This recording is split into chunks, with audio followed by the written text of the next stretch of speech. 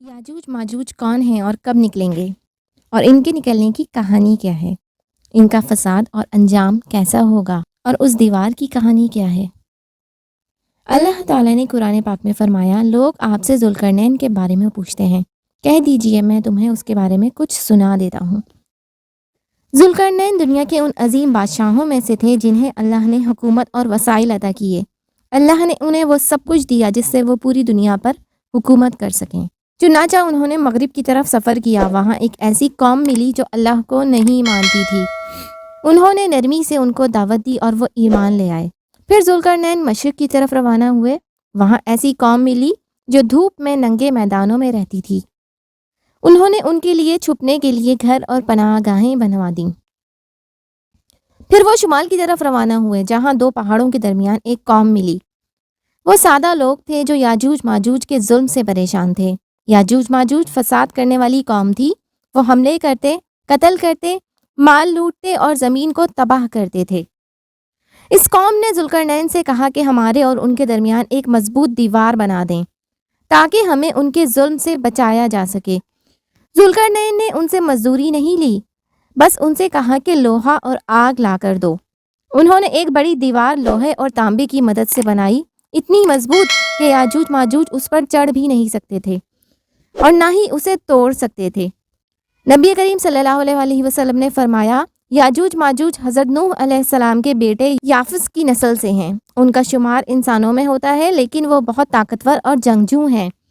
ان کی قوم میں ان کا ایک سردار ہوتا ہے۔ یہ لوگ روز اس دیوار کو توڑنے کی کوشش کرتے ہیں۔ جب وہ تھوڑا سا توڑ لیتے ہیں تو کہتے ہیں کہ باقی کل کریں گے، مگر جب اگلے دن آتے ہیں تو دیوار ویسی کی ویسی ملتی ہے۔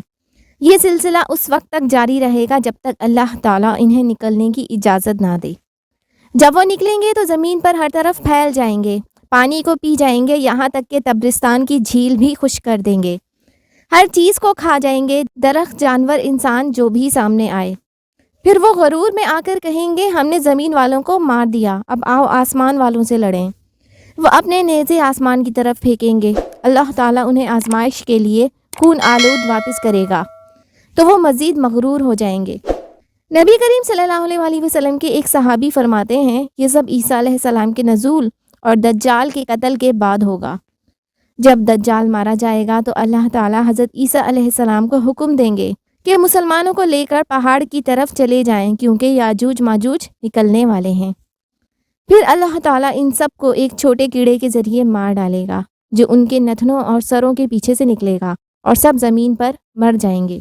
زمین ان کی بدبو سے بھر جائے گی۔ پھر اللہ تعالیٰ پرندے بھیجے گا جو ان کی لاشوں کو اٹھا کر کہیں دور لے جائیں گے۔ پھر بارش نازل ہوگی جو زمین کو پاک کرے گی۔ اس کے بعد زمین پہلے سے بہتر ہو جائے گی، ہر طرف امن ہوگا، حتیٰ کہ آدمی شیر کے پاس سے گزرے گا اور شیر اسے کچھ نہیں کہے گا۔ سانپوں پر پاؤں رکھے گا مگر کوئی نقصان نہ ہوگا، دلوں میں حسد، دشمنی اور کینہ باقی نہ رہے گا۔ یہ وہ وقت ہوگا جب نبی کریم صلی اللہ علیہ وسلم نے فرمایا، کاش میں اس وقت زندہ ہوتا اور اس وقت کا زمانہ دیکھتا۔ اللہ ہمیں فتنوں سے محفوظ رکھے اور ایمان پر موت عطا فرمائے۔